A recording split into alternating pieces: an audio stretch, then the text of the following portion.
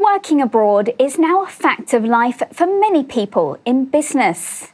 Multinational companies often require their staff to relocate to offices in different countries or even on different continents. And international experience can be a valuable asset in career development. The prospect of moving to a new country is exciting. It brings the opportunity to see new places and to get to know different cultures. But going abroad to work is not the same as travelling for pleasure.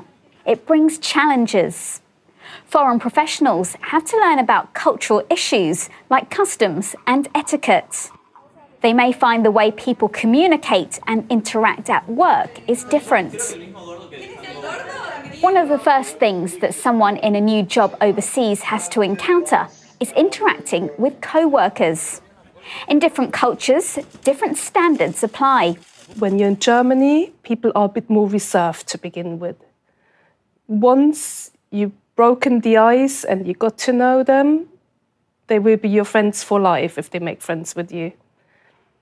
But initially, they're a bit more reserved, so don't be put off by that. The workplace culture in Brazil is quite different. When it's time for lunch, you always have lunch with someone, right? You never have your lunch alone. So there's always usually more than one person. So it tends to be very friendly, which can be unhelpful at times because you want to do some work and be quiet, but people tend to be interactive. But at the same time, you have a very strong sense of team spirit, right? Because everybody's together there doing the same thing. Good communication is essential in a work environment. It can present some challenges, as Marcus found out when he relocated from Sweden to the UK. I thought I was very fluent in English when I lived at home in Sweden. But then when you actually come to live here, you realize that, the nuances and phrases that you don't know, that you don't know at all. Doing your mistakes and saying the wrong things at the wrong time, but, quickly learning was fun.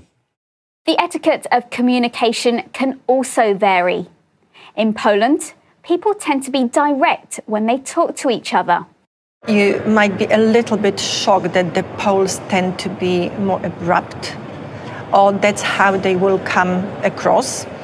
The use of thank you and please, it's probably less widely used. The linguistic element or cultural element doesn't demand that. So it's absolutely polite if you just say yes, no, and leave it at that. Working practices can also be affected by a nation's culture. In Asia, it is considered quite acceptable for people to close their eyes while listening in a meeting. Many of the rules of a culture remain unwritten. Learning them can be challenging, but it is also rewarding and is one of the keys to success in the global workplace.